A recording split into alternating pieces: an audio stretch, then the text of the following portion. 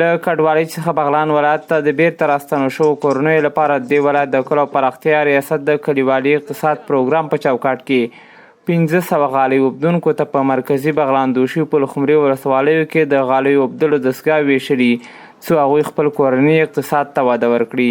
عبدالصمد همکار د دې برنامې مسؤل وایي چې 3000 میرمنې په یادو 1500 دستګاهو بغلان ولایت کې غالۍ جوړوي.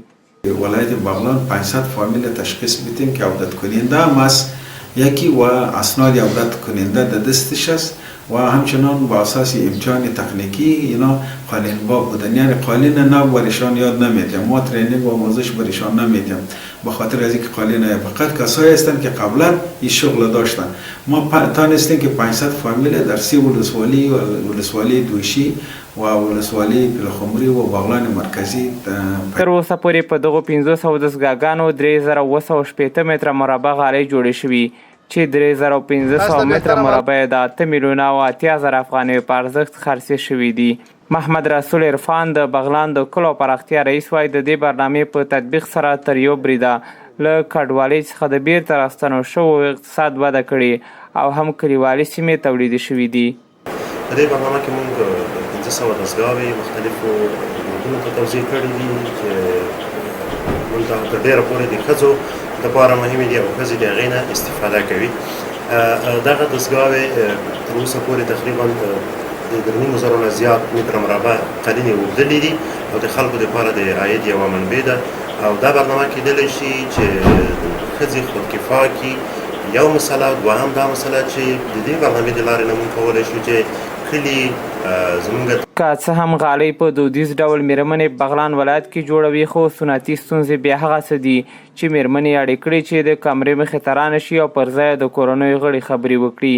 هغه کسان چې د کورنیو غړي قالینې جوړوي وایي چې په لاس جوړې شوې قالینې د پلور سم بازار نه لري او د کرونا ویروس خپرېدو یې بیخي بازارونه خراب کړي.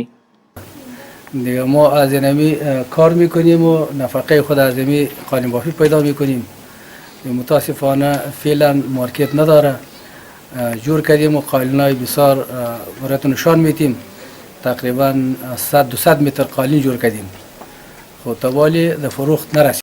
ما دیگه ما میتونیم که نفقه خود از اینمی قالین بافی چون که کسب ماست دیگه ما نفقه خود پیدا کنیم.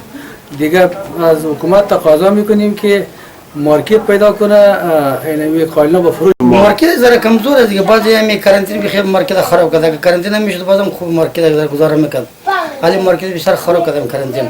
این مردم از خود جان خود بیزار است دیگه. غالۍ د افغانستان د لرغونو صنایعو څخه دي چې د لاس اوبدنې له کبله ګران بیه او په نړیوالو بازارونو کې ځانګړی شهرت لري.